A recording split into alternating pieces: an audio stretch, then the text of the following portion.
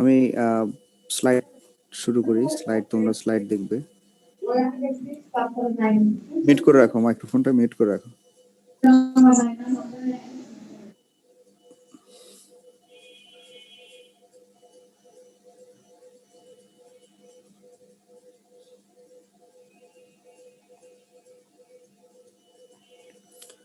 আচ্ছা, তোমাদেরকে ক্রাইঞ্জ অ্যানাটমি সম্পর্কে বলছিলাম।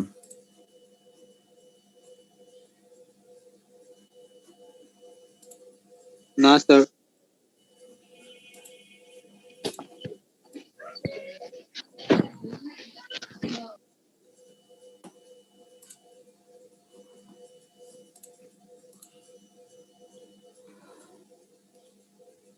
এবার দেখতে পাচ্ছ, তাই না? Yes sir. ওকে, দেখো এই গঠনটা কি বলছিলাম, এটা নিয়ে কথা বলছিলাম। হ্যাঁ স্যার। জি স্যার। এটা নিয়ে কথা বলা হয়েছে, তাহলে তো তারপরটাতে যাই। ওকে, দেখো তাহলে আমরা C4 এ চলে আসছি। এটাকে C4 চক্র বলা হয় এবং এটা একই সাথে এটাকে হ্যাশ ও স্লেক্স চক্র বলা হয়ে থাকে। এটাকে হ্যাশ ও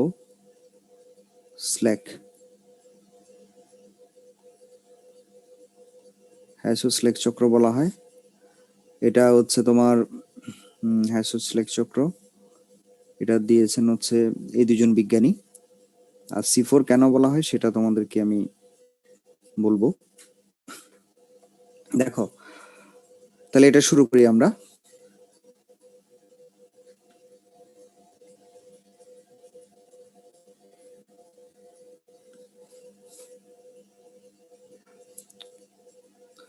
প্রথমত দেখো ফসফোনিল পাইরুভিক অ্যাসিড, এখানে কার্বন ডাই অক্সাইডের গ্রাহক হচ্ছে ফসফোনিল পাইরুভিক অ্যাসিড। এই ফসফোনিল পাইরুভিক অ্যাসিডটা কার্বন ডাই অক্সাইডকে গ্রহণ করে। এই যে ফসফোনিল পাইরুভিক অ্যাসিড কার্বন ডাই অক্সাইডের গ্রহীতা। ওকে, কার্বন ডাই অক্সাইডের গ্রহীতা, সে কার্বন ডাই অক্সাইডকে গ্রহণ করে এরা তিন কার্বন বিশিষ্ট, সে 4 কার্বন বিশিষ্ট অক্সালো অ্যাসিটিক অ্যাসিড তৈরি করে। 4 কার্বন বিশিষ্ট অক্সালো অ্যাসিটিক অ্যাসিড তৈরি করে। তারপরে দেখো এরপরে এই 4 কার্বন বিশিষ্ট অক্সালো অ্যাসিটিক অ্যাসিড ম্যালিক অ্যাসিড অথবা স্পার্টিক অ্যাসিডে রূপান্তরিত হয়। কোন কোন উদ্ভিদের মধ্যে ম্যালিক অ্যাসিড তৈরি করে, আবার কোন কোন উদ্ভিদের মধ্যে স্পার্টিক অ্যাসিড তৈরি করে। তাহলে আবার বলছি, ফসফোনিল পাইরুভিক অ্যাসিড কার্বন ডাই অক্সাইডকে গ্রহণ করলো, এটা 3 কার্বন বিশিষ্ট ছিল, যেই মাত্র একটা কার্বন ডাই অক্সাইডকে নিল সে 4 কার্বন বিশিষ্ট হয়ে গেল। হয়ে যাওয়ার পরে সেই 4 কার্বন বিশিষ্ট অক্সালো অ্যাসিটিক অ্যাসিড রূপান্তরিত হয়ে গেল ম্যালিক অ্যাসিড অথবা স্পার্টিক অ্যাসিডে। এই ম্যালিক অ্যাসিড এবং স্পার্টিক অ্যাসিড এখন আছে হচ্ছে মেসোফিল কোষে। সেই মেসোফিল কোষ থেকে সে চলে যাবে হচ্ছে পাশের বান্ডল শীত কোষে সে চলে যাবে। আর বান্ডল শীত কোষে যাবে কিভাবে? দুইটি কোষের মধ্যে একটা সাইটোপ্লাজমিক একটা কানেকশন আছে, যে কানেকশনের নাম হচ্ছে প্লাজমোডেজমাটা, যেটার নাম আমরা কি বলছি? প্লাজমোডেজমাটা। এই প্লাজমোডেজমাটা হচ্ছে এটা তোমাদেরকে পড়ানো হয়েছিল এর মধ্যে কোষ প্রাচীরের গঠন পড়ানোর সময় এটি তোমাদেরকে বলা হয়েছিল যে পাশাপাশি দুটি কোষের মধ্যে সূক্ষ্ম যে সাইটোপ্লাজমিক সংযোগ বা কানেকশন থাকে সেটিকে বলা হয় প্লাজমোডেজমাটা। তাহলে এই সেই প্লাজমোডেজমাটা যার মধ্য দিয়ে ম্যালিক অ্যাসিড বা স্পার্টিক অ্যাসিড তার পার্শ্ববর্তী কোষে চলে যাবে। পার্শ্ববর্তী কোষে আসার পরে দেখো ম্যালিক অ্যাসিড অথবা স্পার্টিক অ্যাসিড আসার পরে সেখানে ম্যালিক অ্যাসিড অথবা স্পার্টিক অ্যাসিড আসার পরে এখানে দেখো এখান থেকে একটা কার্বন ডাই অক্সাইড মুক্ত হয়ে যায়। কার্বন ডাই অক্সাইড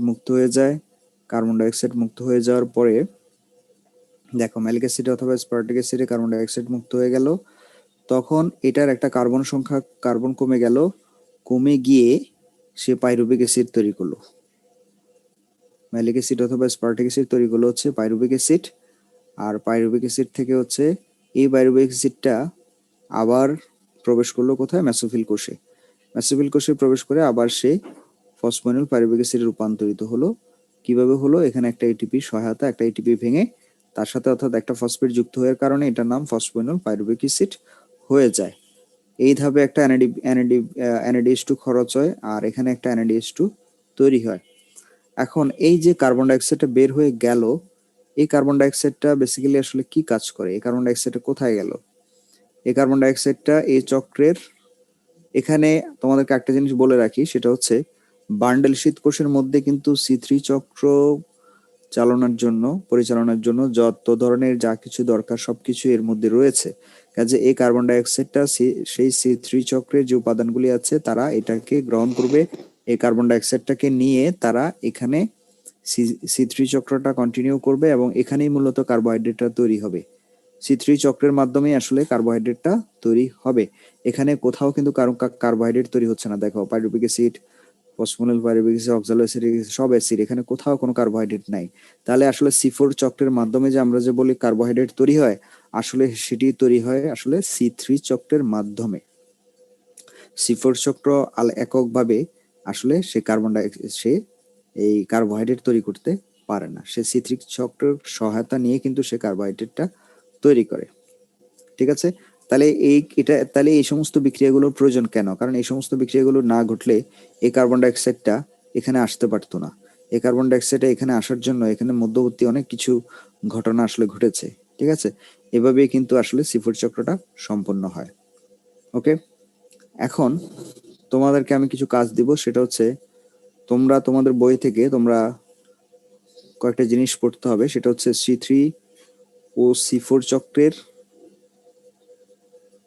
পার্থক্য পড়বা। C3 এবং C4 চক্রের পার্থক্য পড়তে হবে তোমাদেরকে। আর তোমাদেরকে পড়তে হবে C3 ও C4 উদ্ভিদের পার্থক্য।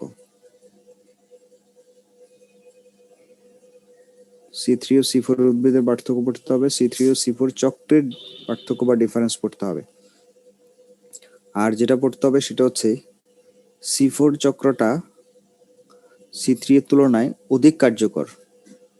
এখানে কার্বন ডাইঅক্সাইড মানে কার্বোহাইড্রেট তৈরির হারটা অনেক বেশি থাকে C3 এর তুলনায় C4 এর।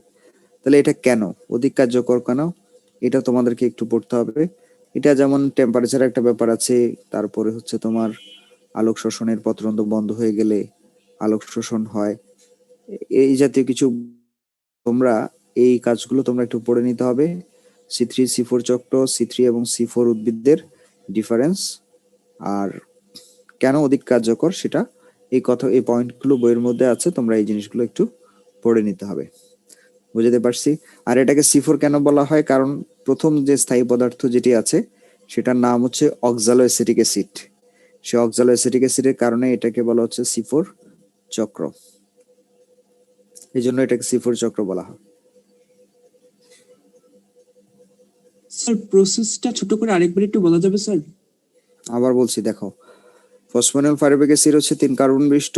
সে একটা কার্বন ডাইঅক্সাইড নেওয়ার কারণে কার্বন সংখ্যা বেড়ে গিয়ে অক্সালো অ্যাসিটিক অ্যাসিড 4 কার্বন বিশিষ্ট অক্সালো অ্যাসিটিক অ্যাসিড তৈরি করলো। এটা 3 কার্বন বিশিষ্ট, তার সাথে একটা কার্বন ডাইঅক্সাইড 4 কার্বন বিশিষ্ট অক্সালো অ্যাসিটিক অ্যাসিড তৈরি করলো। অক্সালো অ্যাসিটিক অ্যাসিড তৈরি করার পরে সেটা আবার কিসে কনভার্ট হলো? ম্যালিক অ্যাসিড অথবা স্পার্টিক অ্যাসিডে। সে ম্যালিক অ্যাসিড অথবা স্পার্টিক অ্যাসিড বান্ডল শীত কোষে প্রবেশ করলো প্লাজমোডেজমাটার মধ্য দিয়ে। ম্যালিক অ্যাসিড অথবা স্পার্টিক অ্যাসিড বান্ডল শীত কোষে আসার পরে সেখান থেকে কার্বন ডাইঅক্সাইডের অপসারণ ঘটলো। কার্বন ডাইঅক্সাইড অপসারিত হওয়ার কারণে কার্বনের সংখ্যা কমে গেল একটা, এবং সেটি কমে গিয়ে পাইরুভিক অ্যাসিড তৈরি হলো। তাহলে ম্যালিক অ্যাসিড অথবা স্পার্টিক অ্যাসিড থেকে পাইরুভিক অ্যাসিড তৈরি হলো। সেই পাইরুভিক অ্যাসিডটা আবার মেসোফিল কোষে আসে। মেসোফিল কোষে আসলো, এসে দেখো একটা এটিপি সহায়তা একটা এটিপি ভাঙে এবং সেটি এই একটা এটিপি কে ভেঙে এখন সেটা ফসফোনিল পাইরুভিক অ্যাসিড রূপান্তরিত হয়ে যায়। ঠিক আছে? স্যার ওটা স্যার অ্যাসপার্টিক অ্যাসিড না স্যার অ্যাম্পার্টিক অ্যাসিড? স্পার্টিক অ্যাসিড, এটা বইয়ের মধ্যে আছে, দেখিনি স্পার্টিক অ্যাসিড। স্যার ওখানে তো স্যার লেখা দেখতেছি স্যার অ্যাম্পার্টিক অ্যাসিড। না, এটা দন্ত স্পার্টিক অ্যাসিড। দেখো বইয়ের মধ্যে আছে, ভালো করে দেখে স্পার্টিক অ্যাসিড। আচ্ছা, এখন এখানে খেয়াল করো, এখানে এনজাইম গুলো যদি আমরা বলি, এনজাইম গুলো হচ্ছে এখানে কাইনেস। এই যে দেখো, এটিপির যেহেতু আছে, এটিপি ভাঙতেছে কাইনেস, আর যে এখানে যেহেতু এনএডিপি আছে ডিহাইড্রোজিনেস, তারপরে এখানে হচ্ছে কার্বক্সিলেজ, মনে রাখবা কার্বন ডাইঅক্সাইড যেহেতু যোগ হচ্ছে, কার্বন ডাইঅক্সাইড যোগ হওয়াটাকে বলা হয় কার্বক্সিলেশন, এনজাইম হচ্ছে কার্বক্সিলেজ। আর কার্বন ডাইঅক্সাইড যদি মুক্ত হয়ে যায়, কার্বন ডাইঅক্সাইড যদি মুক্ত হয়ে যায় সেটাকে বলা হচ্ছে ডিকার্বক্সিলেজ, সেটাকে বলা হচ্ছে ডিকার্বক্সিলেশন। আর এনজাইমের নাম হচ্ছে ডিকার্বক্সিলেজ, এনজাইমের নাম হচ্ছে ডিকার্বক্সিলেজ, মনে থাকবে। তাহলে আমরা এই কার্বক্সিলেশন এবং ডিকার্বক্সিলেশন সম্পর্কে আমরা জানতে পারলাম আশা করি। স্যার বাইকার্বনেট আয়নটা এটা দরকার নাই, এখানে কার্বন ডাইঅক্সাইড এগুলো আয়নের দরকার নাই, এটা শুধু কার্বন ডাইঅক্সাইড হচ্ছে এটা দেখাইলে হবে, এনজাইমের নাম লিখলে হবে, আয়নের দরকার নেই, এগুলো ব্যাখ্যা করার প্রয়োজন নেই। তাহলে আমরা যেগুলো বললাম এগুলো তোমাদেরকে একটু পড়তে হবে। এবার চলে আসা হচ্ছে, আমরা চলে যাব হচ্ছে আরেকটা টপিকসে, সেটার নাম হচ্ছে, দেখো এই টপিকসটা না, স্যার C4 বলার কারণটা আরেকবার একটু বলবেন স্যার? C4 বলার কারণ হচ্ছে প্রথম স্থায়ী পদার্থটার নাম হচ্ছে অক্সালোঅ্যাসিটিক অ্যাসিড। প্রথম স্যার আগের স্লাইডটা স্যার আরেকটু দেন, একটু স্ক্রিনশট তুলে। এখানে এই যৌগটা হচ্ছে প্রথম স্থায়ী যৌগ, প্রথম স্থায়ী যৌগ, কারণ এটি হচ্ছে গ্রাহক কার্বন ডাইঅক্সাইডের। এটা কার্বন ডাইঅক্সাইডকে গ্রহণ করে এই 4 কার্বন বিশিষ্ট অক্সালোঅ্যাসিটিক অ্যাসিড তৈরি করে, আর এটি 4 কার্বন বিশিষ্ট হওয়ার কারণে এই চক্রটাকে C4 চক্র বলা হয়। যেমন C3 চক্র বলা হয় কারণ ওখানে কি ছিল, 3 ফসফোগ্লিসারিক অ্যাসিড ছিল 3 কার্বন বিশিষ্ট, সেজন্য সেটাকে C3 চক্র বলা হতো। এখানে 4 কার্বন বিশিষ্ট বলে এটাকে C4 চক্র বলা হয়ে থাকে। স্যার ডিহাইড্রোজেনেসটা তো NADPH2 কে ভাঙতেছে না? হ্যাঁ হ্যাঁ, এটা NADPH2টাকে ভাঙতেছে। স্যার অক্সালো অ্যাসিটিক অ্যাসিড তো এখানে প্রথম স্থায়ী পদার্থ না স্যার? ইয়েস, সেজন্য এটাকে C4 বলা হয়। Thank you sir. এবার আসো হেডলাইনটা, যেটা বলা হচ্ছে সালোক সংশ্লেষণ প্রক্রিয়ায় সৃষ্ট অক্সিজেন উৎস হচ্ছে পানি। তোমাদেরকে আমি অচক্রিয় পড়াইছিলাম, অচক্রিয় ফসফোরাইলেশন নিশ্চয়ই মনে আছে তোমাদের, মিউট করে রাখো। হ্যাঁ, এই যে রোল 115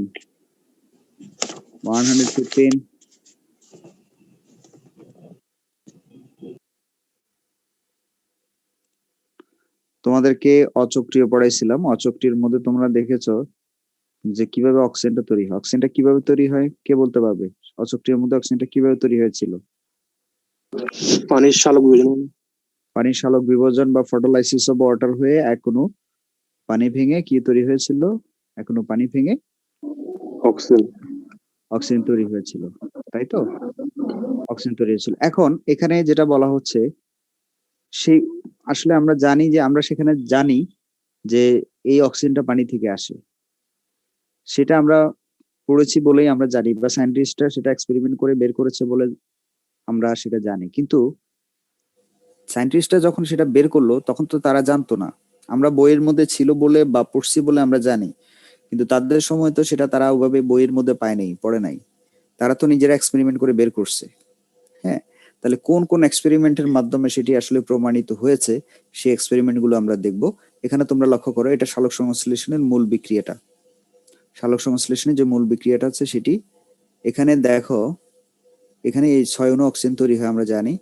এখন অক্সিজেন এদিকেও, এটার মধ্যে অক্সিজেন আছে, আবার এখানে অক্সিজেন আছে। তাহলে এই যে অক্সিজেনটা আসলো, এটা কি এই কার্বন ডাইঅক্সাইড থেকে আসলো না পানি থেকে আসলো? পানি থেকে। আমরা জানি পানি থেকে আসলো, কিন্তু সায়েন্টিস্টরা জানতো না, তারা সেটা এক্সপেরিমেন্ট করে তারা বের করেছে সেটা পানি থেকে আসে। তাহলে আমরা দেখতে চাই যে আসলে কি এক্সপেরিমেন্টের মাধ্যমে তারা সেটি করেছে। ওকে, প্রথমে আসো হিল বিক্রিয়া। হিল বিক্রিয়া হচ্ছে বিজ্ঞানী হিল, এই বিক্রিয়াটা তিনি মানে পরিচালনা করেন। যেটা করেছেন সেটা হচ্ছে তিনি এই সালোক সংশ্লেষণের বিক্রিয়াটা তিনি ঘটান, তবে এখানে কার্বন ডাইঅক্সাইডকে বাদ দিয়ে তার পরিবর্তে সেখানে অজৈব জারক ব্যবহার করেন। অজৈব জারক ব্যবহার করে তারপরে সেখানে পানির উপস্থিতিতে তিনি কি পান? তিনি পান হচ্ছে অক্সিজেন পান। কোনো কার্বোহাইড্রেট তৈরি হয় নাই, তবে সেখানে তিনি কি পেয়েছেন? অক্সিজেন পেয়েছেন। তাহলে এখান থেকে কি প্রমাণিত হয়? এখান থেকে কি প্রমাণিত হয় বলো তো? হিল বিক্রিয়ার মাধ্যমে কি প্রমাণিত হয় যে অক্সিজেনটা আসলো কোথা থেকে? বাড়ি থেকে আসছে। পানি থেকে আসছে। এখানে তো কার্বন ডাইঅক্সাইড নাই, সেটাকে বাদ দিয়ে তার পরিবর্তে তার রিপ্লেসমেন্ট হিসেবে একটা অজৈব জারককে ব্যবহার করা হয়েছে, করে দেখা যাচ্ছে এখানে কি হচ্ছে, অক্সিজেন তৈরি হচ্ছে। তাহলে এখান থেকে আমরা একটা কনক্লুশন আমরা পাচ্ছি, সেটি হচ্ছে যে কিভাবে তৈরি হলো। তো এটা কিন্তু অনেক সময় 2 নম্বরের জন্য হিল বিক্রিয়াটা আসে। হিল বিক্রিয়া কি ব্যাখ্যা করো, এটা 2 নম্বরের জন্য আসতে পারে। তো 2 নম্বরের জন্য যদি আসে তাহলে তোমরা এই বিক্রিয়া সহ দেখাই দিবা। আচ্ছা, গেল হিল বিক্রিয়া। বিজ্ঞানী ভ্যান নিল তিনি এক্সপেরিমেন্টটা করেছেন কিভাবে? তিনি এক্সপেরিমেন্টটা করেছেন এভাবে যে তিনি কার্বন ডাইঅক্সাইডটাকে রাখলেন, তবে তিনি পানিটাকে বাদ দিয়ে দিলেন। পানিটাকে বাদ দিয়ে তিনি হাইড্রোজেন সালফাইড ব্যবহার করলেন। কার্বন ডাইঅক্সাইডকে ব্যবহার করে বিক্রিয়া সংগঠিত করালেন। দেখা যাচ্ছে সালফার তৈরি হচ্ছে, কার্বোহাইড্রেট তৈরি হচ্ছে, কিন্তু কোনো অক্সিজেন নাই। তাহলে এটা দ্বারা কি প্রমাণিত হয়? স্যার পানি নেই, এই জন্য স্যার পানি অক্সিজেন যেহেতু নাই স্যার, তাই অক্সিজেন নাই। ঠিক আছে, বোঝা গেছে। আর হিল বিক্রিয়াটা দেখো, হিল বিক্রিয়াটা আবার বলছি, হিল বিক্রিয়াটা এখানে পানি আছে, ভালো করে খেয়াল করো, এখানে পানি আছে কিন্তু কোনো কার্বন ডাইঅক্সাইড নাই। কার্বন ডাইঅক্সাইড যদি বাদ দিয়ে সেখানে বিক্রিয়া সংগঠিত করানো হয় তাহলে দেখা যায় অক্সিজেন তৈরি হচ্ছে কিন্তু কোনো কার্বোহাইড্রেট তৈরি হচ্ছে না। তাহলে যেহেতু অক্সিজেন তৈরি হচ্ছে, এখানে আবার কার্বন ডাইঅক্সাইডও নাই, তাহলে এই অক্সিজেনটা আসলো কোথা থেকে? এই অক্সিজেনটা পানি থেকে আসছে। এটাকে বলা হচ্ছে হিল বিক্রিয়া। ভ্যান নিলের বিক্রিয়াটা আমরা বুঝলাম। এবার আসো রুবেন ও কামেনের পরীক্ষা। রুবেন এবং কামেন দুইজন সায়েন্টিস্ট, তারা তেজস্ক্রিয় আইসোটোপ দিয়ে তারা পরীক্ষাটা করেন। অক্সিজেনের তেজস্ক্রিয় আইসোটোপ দিয়ে এক্সপেরিমেন্টটা তারা করেন। তারা কি করেছেন দেখো, এখানে অক্সিজেনটাকে নর্মাল অক্সিজেন রাখলেন, কিন্তু এখানে পানির যে অক্সিজেনটা আছে সেখানে হচ্ছে তেজস্ক্রিয় অক্সিজেনটাকে ব্যবহার করলেন। অক্সিজেনটা ব্যবহার করে লাইট ক্লোরোফিলের উপস্থিতিতে বিক্রিয়া সংগঠিত করালেন। করানোর পরে এখানে দেখা যায় এখানে যে অক্সিজেনটা আছে, কার্বোহাইড্রেটের মধ্যে যে অক্সিজেনটা আছে এটা নর্মাল অক্সিজেন, পানির মধ্যে যে অক্সিজেনটা আছে সেটা নর্মাল অক্সিজেন, কিন্তু এই অক্সিজেনের মধ্যে যে এইটার যে অক্সিজেন সেটা কিন্তু তেজস্ক্রিয় আইসোটোপ অক্সিজেনের। তাহলে এটা কি ইন্ডিকেট করে? এখানে কিন্তু নর্মাল, এখানে তেজস্ক্রিয়, আবার এখানে তেজস্ক্রিয়। তাহলে এটা কি ইন্ডিকেট করে?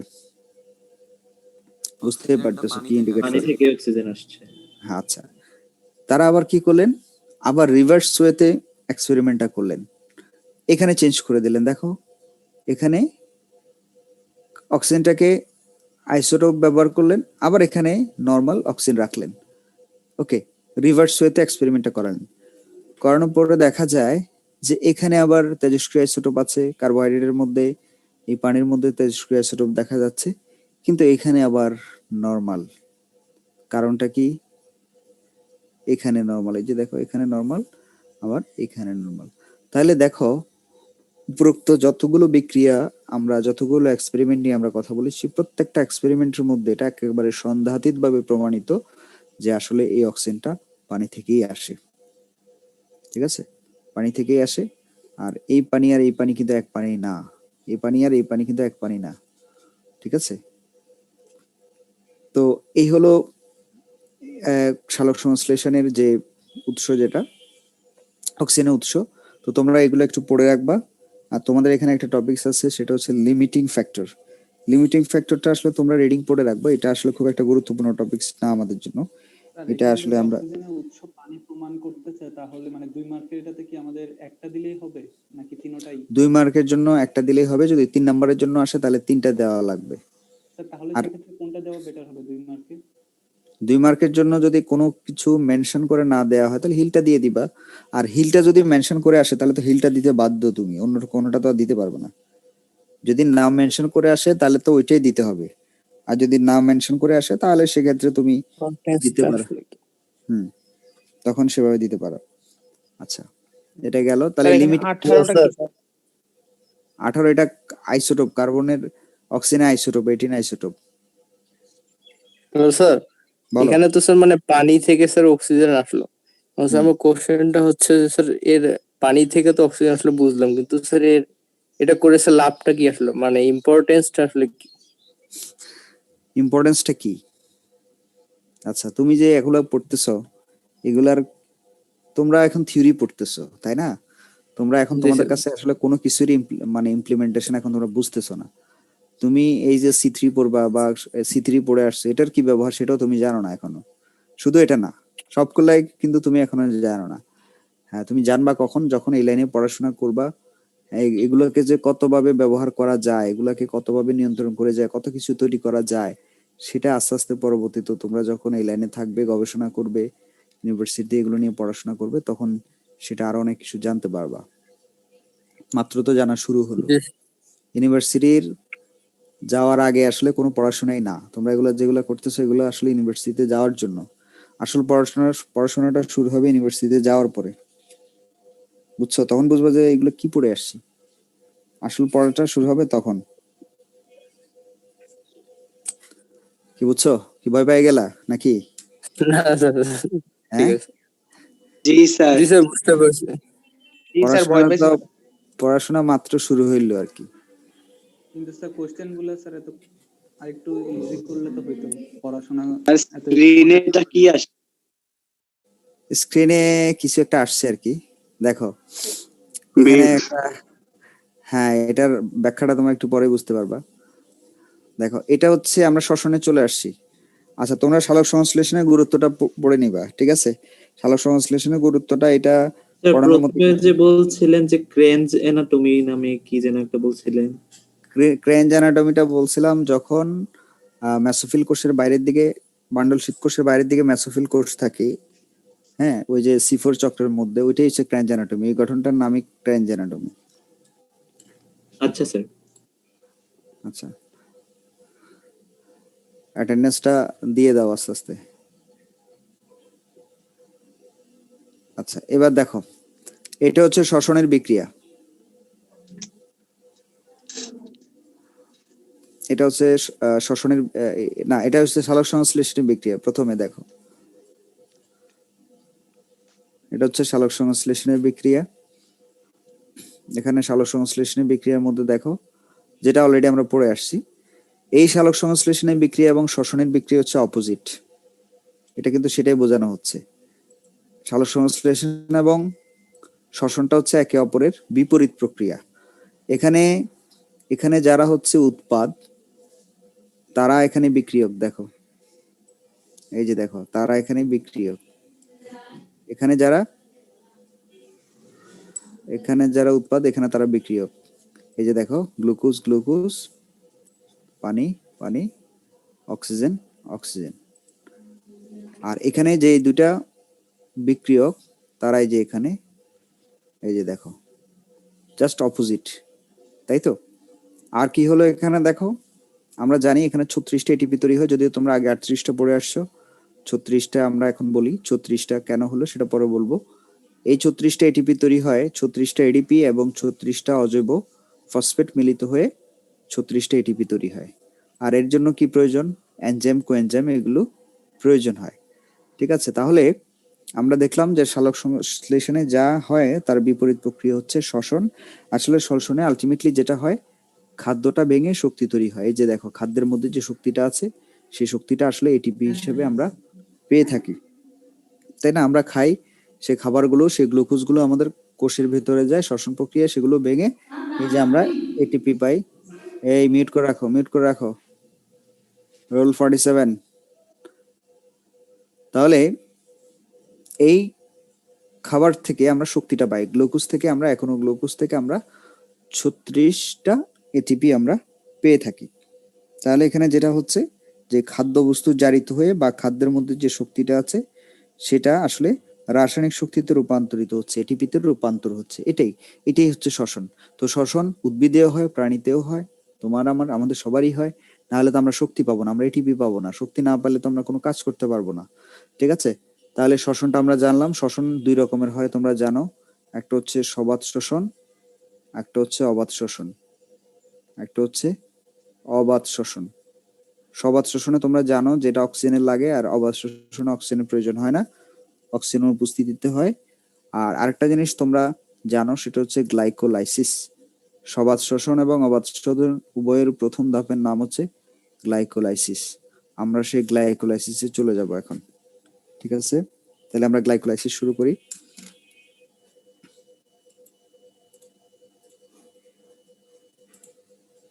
আমি রোল নাম্বারগুলো নিয়ে নিচ্ছি, তারপর আমরা গ্লাইকোলাইসিস শুরু করব।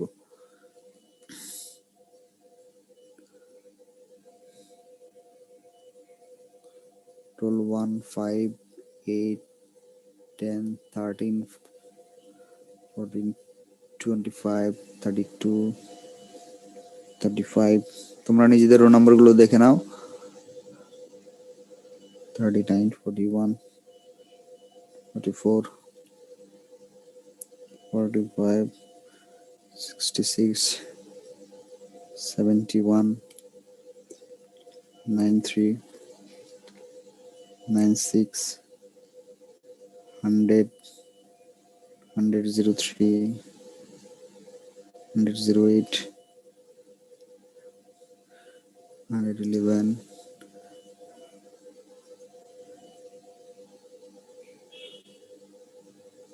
93 আসো? আচ্ছা 93, ওকে। আর এটা দেখেই তো ঘুম আসতেছে, পড়তে তো আর মন যায় না। ঘুম আসলে হবে? ঘুম আসবে, বুঝছো? ঘুম আসবে, কিন্তু ঘুম আসাটাই স্বাভাবিক, কিন্তু ঘুমানো যাবে না। দেখো, গ্লাইকোলাইসিস আসলে তোমার কাছে দেখে অনেক কঠিন মনে হচ্ছে, এটা আমার কাছেও মনে হতো তোমার সময় যখন আমি ছিলাম, আমার কাছেও এটা কঠিন মনে হয়েছে। তবে এখন দেখবা যে এটা বুঝার পরে দেখবা যে এটার মতো সহজ জিনিস আর নাই। এটা তোমরা যে C3 পড়ছো না, আমি তোমাদের সাথে C3 এর সাথে এটা মিলাই দিব। তুমি C3টা যদি মুখস্থ করো ভালো করে, দেখবা এটা তোমার অর্ধেক কি মানে 90% তোমার পড়া হয়ে গেছে। C3 আর এটা যে কিভাবে মিল, আমি সেটা তোমাকে একটু পরে আমি বুঝাই দিব। দেখো আসো, একদম সহজ, ভালো করে সবাই মনোযোগ দাও, একদম কনসেন্ট্রেট করো, অন্য কোনো দিকে কনসেন্ট্রেশন দেওয়ার দরকার নাই, তাহলে দেখবা বুঝে গেছো। দেখো, গ্লুকোজ 6 কার্বন বিশিষ্ট, গ্লুকোজ থেকে তৈরি হচ্ছে গ্লুকোজ 6 ফসফেট। তার মানে গ্লুকোজের মধ্যে একটা ফসফেট আসছে 6 নাম্বার কার্বনে, সেজন্য এটার নাম হয়ে গেছে গ্লুকোজ 6 ফসফেট। তাহলে এই ফসফেটটা গ্লুকোজের মধ্যে আসলো কোথা থেকে, কি মনে হয়? এটিপি ভেঙে। এটিপি ভেঙে আমরা জানি যে একটা এডিপি তৈরি হয় আর একটা ইনঅর্গানিক ফসফেট তৈরি হয়, সেটা গ্লুকোজের সাথে যে গ্লুকোজ 6 ফসফেট তৈরি করলো। স্যার এখানে কি স্যার ম্যাগনেসিয়ামটা ভাঙতে সাহায্য করছে? ম্যাগনেসিয়ামটা এখানে কোফ্যাক্টর হিসেবে কাজ করেছে। আমরা তো স্যার জানি ওখানে কাইনেজ এনজাইম এখানে স্যার হতো না, এই যে ম্যাগনেসিয়াম দিলে কাইনেজ তো আছে, এই যে কাইনেজ এনজাইম তো আছেই, এটা ও এনজাইমের হ্যাঁ স্যার। তোমার এনজাইমের হিসাব আমি মিলাই দিব একটু পরে। ওকে, গ্লুকোজ 6 ফসফেট থেকে ফ্রুক্টোজ 6 ফসফেট হলো, এখানে কোনো পরিবর্তন হয় নাই। একটা গ্লুকোজ, একটা ফ্রুক্টোজ, একটা অ্যালডো সুগার, একটা কিটো সুগার, এটার মধ্যে 6 নম্বরে ফসফেট আছে, এটার মধ্যে 6 নম্বরে ফসফেট আছে। আচ্ছা এবার আসো, ফ্রুক্টোজ 6 ফসফেট থেকে তৈরি হয়ে গেল ফ্রুক্টোজ 1,6 বিসফসফেট। ঘটনা কি, আগে ছিল একটা ফসফেট, এখন হয়ে গেল কয়টা? দুইটা। আমি শেষ করি আগে নাকি? জি স্যার। আমি শেষ করি, তারপর প্রশ্ন শুনবো সবার। ফ্রুক্টোজ 6 ফসফেট থেকে তৈরি হলো ফ্রুক্টোজ 1,6 বিসফসফেট। আগে ছিল একটা, এখানে আসলো দুইটা। কারণ আমি বলেছি যে সংখ্যা একটা থাকলে একটা ফসফেট, সংখ্যা যদি দুইটা থাকে দুইটা ফসফেট মানে বিসফসফেট। তাহলে এটা এখানে দুইটা আসলো কোথা থেকে? সেই আবার একই অ্যান্সার দিবে তোমরা, যে এখান থেকে একটা ফসফেট এসে কি হয়ে গেল, এটার সাথে মিলিত হয়ে ফ্রুক্টোজ 1,6 বিসফসফেট হয়ে গেল। ফ্রুক্টোজ 1,6 বিসফসফেট এটা 6 কার্বন কম্পাউন্ড। এই 6 কার্বন কম্পাউন্ড ভেঙে দেখো 3 কার্বন দুটি কম্পাউন্ড তৈরি করলো, একটা নাম হচ্ছে গ্লিসারলডিহাইড 3 ফসফেট বা 3 ফসফোগ্লিসারলডিহাইড অথবা ডাইহাইড্রোক্সি এসিটোন ফসফেট, যেটা আমরা C3 তে পড়েছিলাম। C3 তে আমরা উল্টাটা পড়েছিলাম, যে এই দুইটা মিলে এটা তৈরি হয় দেখেছিলাম আমরা। এখানে উল্টাটা, এটা ভাঙতেছে, ফ্রুক্টোজ 1,6 বিসফসফেট ভাঙতেছে, ভেঙে 3 কার্বন বিশিষ্ট, এটাও 3 কার্বন, এটাও 3 কার্বন, এটার মধ্যে ফসফেট আছে দুইটা, এখানে একটা ফসফেট আছে, এখানে একটা ফসফেট আছে। তাহলে ফ্রুক্টোজ 1,6 বিসফসফেট ভেঙে 3 ফসফোগ্লিসারলডিহাইড তৈরি করলো আর ডাইহাইড্রোক্সি এসিটোন ফসফেট তৈরি করলো। এখানে 3 কার্বন, এখানে 3 কার্বন। এবার আসো, 3 ফসফোগ্লিসারলডিহাইড এটা একটা অ্যালডিহাইড, সেটি অ্যাসিডে রূপান্তর হয়ে গেল। এটা এখানে ছিল 3 ফসফোগ্লিসারলডিহাইড, এটা হয়ে গেল 1,3 বিসফসফোগ্লিসারিক অ্যাসিড। এটার মধ্যে একটা ফসফেট, এটার মধ্যে দুইটা ফসফেট, কারণ এখানের মধ্যে সংখ্যা একটা, এখানে দুইটা, তাহলে এখানে একটা ফসফেট আসছে। কোথা থেকে আসছে দেখো, একটা এনএডিপি থেকে NADPH2 তৈরি হয়, হ্যাঁ, তখন এখানে একটা ফসফেট চলে আসে। দেখো একদম সহজ করে যদি চিন্তা করো, এখানে উপরে ফসফেট আছে কয়টা, একটা। এখানে কি কোনো ফসফেট আছে, পরের নিচে কি কোনো ফসফেট আছে, না স্যার। নাই। তাহলে এই ফসফেটটা গেল এর সাথে যে 1,3-বিস ফসফোগ্লিসারিক অ্যাসিড তৈরি করে ফেললো, ঠিক আছে। তাহলে এখানে ফসফেটটা নাই, কারণ হচ্ছে এই যে এখানে যে এটা 1,3-বিস ফসফোগ্লিসারিক অ্যাসিড তৈরি করলো। আসলে ফসফেটের হিসাবটা খুব গুরুত্বপূর্ণ। এটা ফসফেট কোথা থেকে কোথায় যাচ্ছে এটা বুঝলেই তোমার জন্য সহজ হয়ে যাবে। তাহলে 1,3-বিস ফসফোগ্লিসারিক অ্যাসিড এখানে দুইটা আছে, সেজন্য বিস ফসফোগ্লিসারিক অ্যাসিড। 1,3-বিস ফসফোগ্লিসারিক অ্যাসিড থেকে তৈরি হচ্ছে 3-ফসফোগ্লিসারিক অ্যাসিড। একটা ফসফেট কমে গেল, গেল কোথায়, স্যার এটিপি তে এটিপিতে তৈরি করার জন্য একটা ফসফেট লাগছে, সেজন্য একটা কমে গেল। তাহলে 3-ফসফোগ্লিসারিক অ্যাসিড হলো। 3-ফসফোগ্লিসারিক অ্যাসিড থেকে তৈরি হচ্ছে 2-ফসফোগ্লিসারিক অ্যাসিড। এখানে আগে 3 নম্বরে ছিল, এখানে 2 নম্বরে আছে। এখানে কোনো পরিবর্তন নাই, এখানে 3 নম্বর কার্বনের ফসফেট ছিল, এখানে 2 নম্বর কার্বনের ফসফেট আসছে। এরপরে হচ্ছে ফসফোনিল পাইরুভিক অ্যাসিড। এখানে ফসফেটের কোনো পরিবর্তন হয় না, এখানে একটা 1 নম্বর কার্বনে ফসফেটটা আছে। এবার ফসফোনিল পাইরুভিক অ্যাসিড থেকে তৈরি হচ্ছে পাইরুভিক অ্যাসিড। তাহলে এখানে যে একটা ফসফেট রয়ে গেছে, আমরা তো ফসফেটটা এখানেও আছে, এখানেও আছে, এখানেও আছে, কোথাও তো যায় নাই ফসফেটটা। সেই ফসফেটটা এখানে ব্যবহার হয়েছে, দেখো সেই ফসফেটটা ব্যবহার হয়ে এটিপি তৈরি করছে। তাহলে এটার মধ্যে আর কোনো ফসফেট নাই, এবং সেজন্য এটার নাম হয়ে গেছে দেখো পাইরুভিক অ্যাসিড। এটার নাম হয়ে গেছে কি, পাইরুভিক অ্যাসিড। পাইরুভিক অ্যাসিডের সাথে যখন একটা এটিপি তৈরি হয় তখন এটার রিভার্স রিঅ্যাকশন তোমাদেরকে একটু আগে পড়াইছিলাম। কোথায় পড়াইছিলাম বলতে পারবা? একটু আগে পড়াইছিলাম, C4 এ পড়াইছিলাম। আসলে এটা বলতে গেলে C4 এর মিশ্রণ, C3 আর C4 এর মিশ্রণ গ্লাইকোলাইসিসটা, বুঝছো?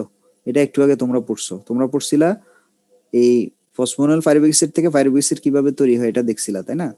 আমরা এখন দেখতেছি যে ফসফোনিল পাইরুভিক অ্যাসিড থেকে কিভাবে পাইরুভিক অ্যাসিড, মানে উল্টাটা দেখতেছি আর কি। যাই হোক, এখন তাহলে এখন তো মোটামুটি কিছুটা আইডিয়া পাওয়া গেল যে কোথা থেকে কোথায় যাচ্ছে। এখন আসো হচ্ছে এনজাইমের হিসাব। এখানে এনজাইমের হিসাবটা দিয়ে দিচ্ছি। কোনো কিছুই আসলে কঠিন না, সবই সহজ। যারা এগুলো তৈরি করেছে বা যারা এগুলো করছে তাদের তো একটা ব্যাখ্যা আছে, সেই ব্যাখ্যাটা আমরা জানলেই তো হলো। সেই ব্যাখ্যাটা আমরা জানলেই তো আমাদের কাছে সহজ হয়ে যাবে। দেখো স্যার এখানে- ডাইহাইড্রোক্সি অ্যাসিটোন ফসফেটের কি হলো? আচ্ছা, ও ভালো কথা। এটা কি হলো, এটা কিন্তু এদিকে, এটাও কিন্তু এদিকে এই বিক্রিয়াগুলো কন্টিনিউ করবে। এই বিক্রিয়াগুলো কন্টিনিউ করে এখানেও কিন্তু এক অণু পাইরুভিক অ্যাসিড তৈরি হবে। পাইরুভিক অ্যাসিডের আসলে 2 অণু তৈরি হয়। গ্লাইকোলাইসিসে মনে রাখবা, এক অণু গ্লুকোজ থেকে 2 অণু পাইরুভিক অ্যাসিড তৈরি হয়। তাহলে এখন প্রশ্ন করতে পারো, তাহলে স্যার এদিকে দেখান নাই কেন এগুলো? আসলে এদিকে যা হয় এদিকেও তাই হয়, এর জন্য সেটা আর দেখানো হয় না। কোনো বইয়ের মধ্যে দেখবা যে এই পাশে আসলে দেখানো হয় না। এখন স্যার তাহলে কি আমরা পরীক্ষার মধ্যে কি এখানে দেখাবো? তোমাদেরও দেখানোর দরকার নাই, বইয়ের মধ্যে যেভাবে আছে সেভাবেই তোমরা লিখবা। তাহলে এক অণু গ্লুকোজ ভাঙলো, এক অণু গ্লুকোজ ভেঙে এদিকে একটা পাইরুভিক অ্যাসিড আমরা পাইলাম, এদিকে একটা পাইরুভিক অ্যাসিড পাইলাম আমরা। তাহলে কারণ গ্লাইকোলাইসিস জিনিসটা কি, গ্লাইকো মানে হচ্ছে কার্বোহাইড্রেট বা শর্করা, লাইসিস কথাটা মানে হচ্ছে ভাঙা। তাহলে আমরা কার্বোহাইড্রেট বা শর্করা ভেঙে আমরা 2টা অ্যাসিড পাচ্ছি, মানে 2 অণু অ্যাসিড পাচ্ছি, যার নাম হচ্ছে পাইরুভিক অ্যাসিড। ঠিক আছে, তাহলে 2টা পাইরুভিক অ্যাসিড পাওয়া গেল।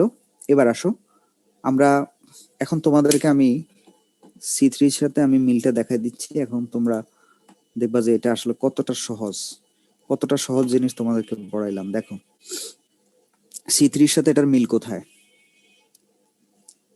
আমরা এখান থেকে উল্টাভাবে যাচ্ছি। দেখো এই গ্লুকোজ, এখানে গ্লুকোজ 6 ফসফেট,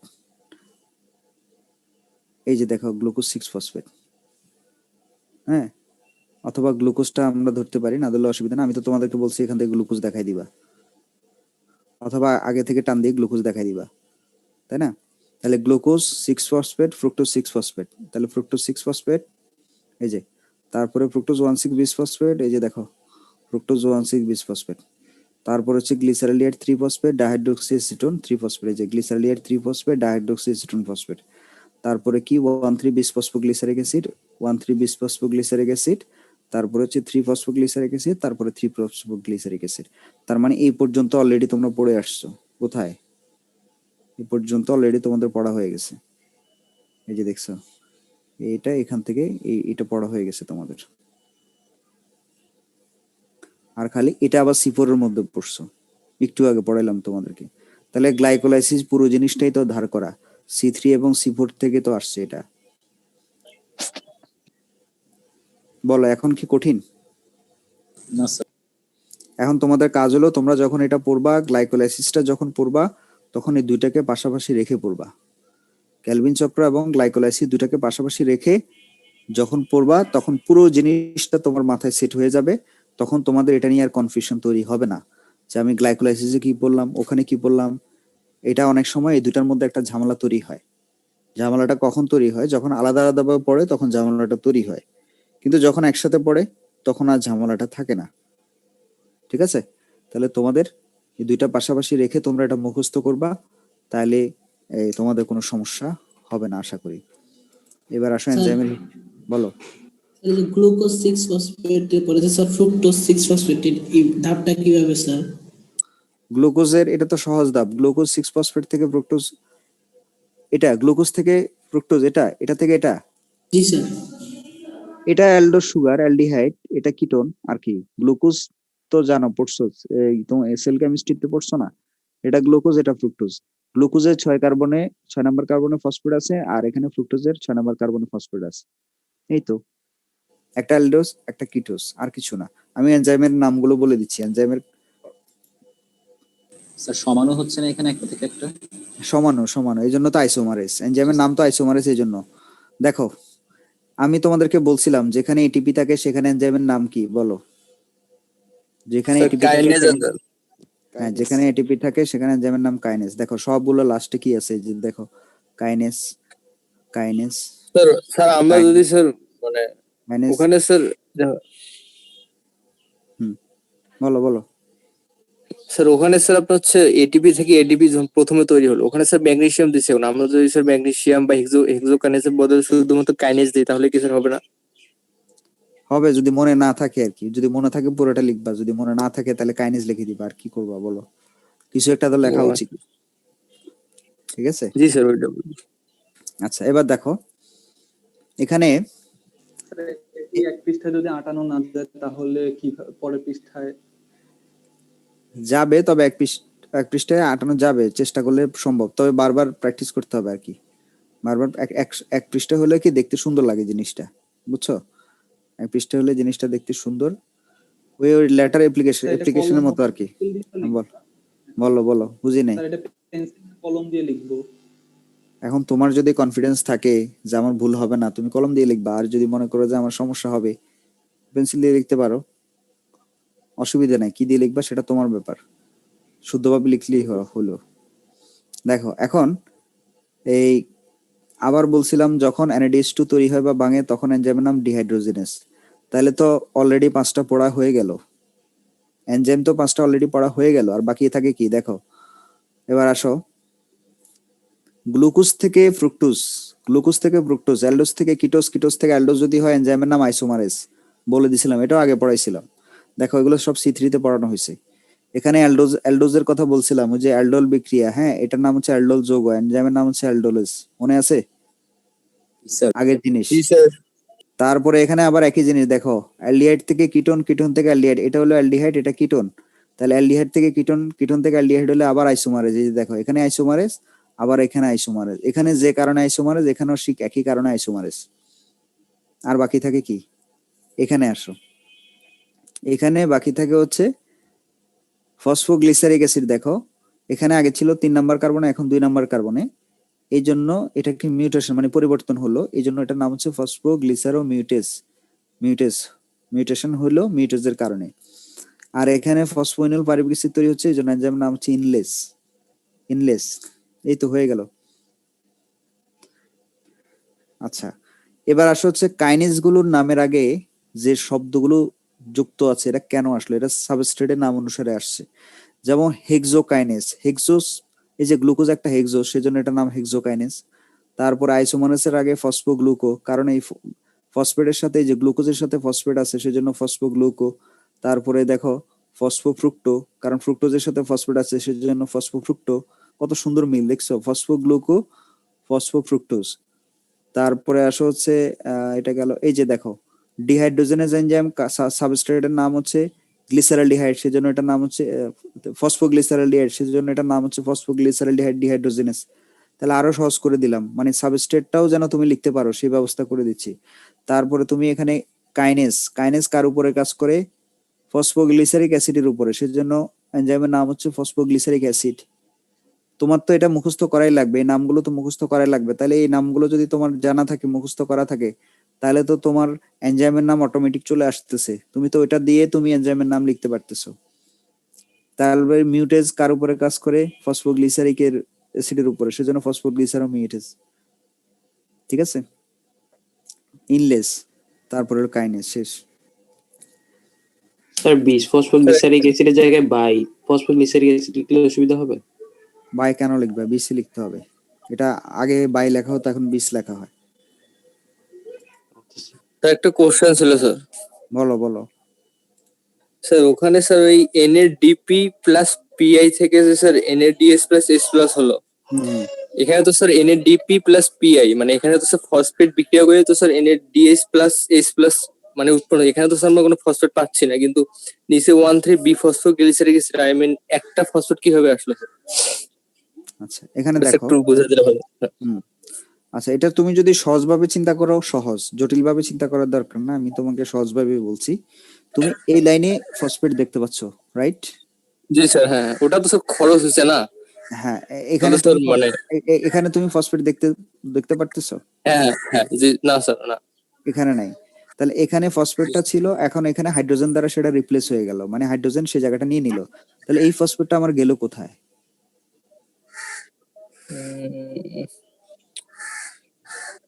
এই ফসফেটটা গেল কোথায়? আমার স্যার কোশ্চেন স্যার হচ্ছে NAD প্লাস PI বিক্রিয়া করে তো স্যার NADS প্লাস NADS2 তৈরি হয়েছে না, ওখানে তো স্যার মানে ফসফেট কোনো উৎপন্ন হচ্ছে না, কিন্তু ওই এখানে ফসফেটটা আসলে আসতেছে কোথা থেকে? এই ফসফেটটা কোথা থেকে আসলো সেটা? জি স্যার, হ্যাঁ হ্যাঁ ওটা তো এটাকে স্যার ওখানেই খরচ হচ্ছে না। এখানে এটা ভেঙে লেখছে, এটা বোঝানোর জন্য এটাকে ভেঙে লেখা হয়েছে। ওটা স্যার মানে কোশ্চেনটা ওটা তো স্যার ঠিক আছে, কিন্তু যখন স্যার NADH2 উৎপন্ন হয়েছে, হুম, ওটা তো স্যার ফসফেট খরচ করে তো স্যার NADH2 উৎপন্ন হচ্ছে, কিন্তু ওখানে তো স্যার কোনো ফসফেট নেই। মানে আমার sir question B phosphoglyceric acid, এখানে স্যার একটা ফসফেট তো যুক্ত হয়েছে, ওই ফসফেটটা কোথা থেকে আসলো? এই যে এই ফসফেটটা আসলো, এই যে এটা।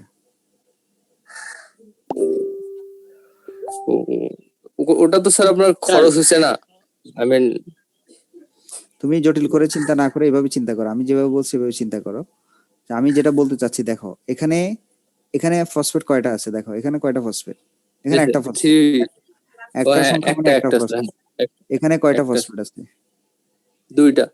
দুইটা ফসফেট। তাহলে এখানে একটা, এখানে দুইটা, এখানে যে দুইটা হলো কোথা থেকে আসলো? আমি বলতে চাচ্ছি এই ফসফেটটা এখানে আসছে, এসে দুইটা হয়েছে। ও আচ্ছা ঠিক আছে। ওকে, স্যার বলো বলো। আচ্ছা এই যে অ্যালডোলেজ, স্যার এই অ্যালডোলেজটা যেখানে ইউজ হইলো স্যার, অ্যালডোলেজ তারপরে যে আইসোমারেজ দিয়ে যে পারস্পরিক রূপান্তরটা করলাম, মানে স্যার এখানে লাইনের অন্তমিলটা আমি বুঝি নাই। মানে অ্যালডোলেজ যেখানে দিছেন ঠিক আছে, ওখানে ডবল তীর চিহ্নের পরে মানে প্লাস বরাবর এই বরাবর আসলো কেন আর কি? মানে এটা দিয়ে কি বোঝা যাচ্ছে? আচ্ছা, এটা এটা দিয়ে বোঝানো হয়েছে যে এটা ভেঙে গেল, দেখো এটা ভেঙে এই দুইটা তৈরি হলো, আবার এই দুইটা আবার উভমুখী বিক্রিয়া দ্বারা বোঝানো হচ্ছে এটা থেকে এটা তৈরি হতে পারে, এটা থেকে এটা তৈরি হতে পারে, এটা থেকে এটা তৈরি হতে পারে। ও এটা বোঝানোর জন্য উভমুখী সাইন ব্যবহার করা হয়েছে। মানে স্যার দুইটাই তৈরি হয় আর কি ওই উভমুখী বিক্রিয়াটাই, হ্যাঁ, মানে হ্যাঁ, অ্যালডোলেজ দিয়ে। হ্যাঁ হ্যাঁ, এটা আচ্ছা, বোঝানো হয়েছে আর কি, কারণ এটা ঠিক আছে। ঠিক আছে।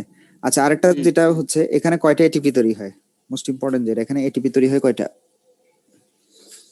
এখানে এটিপি তৈরি হচ্ছে একটা, দুইটা।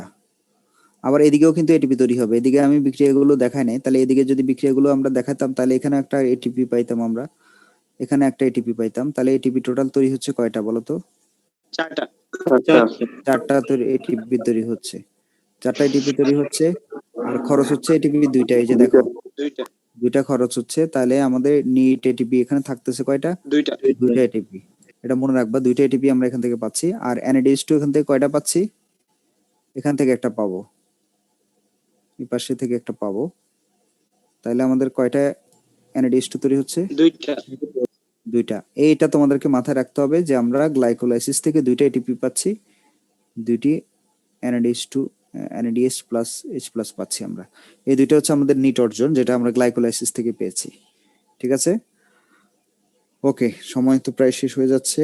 আর তোমাদের আজকে আর নিব না, আজকে এমনিতেই আমার একটু প্রেশার হয়ে গেল। তাহলে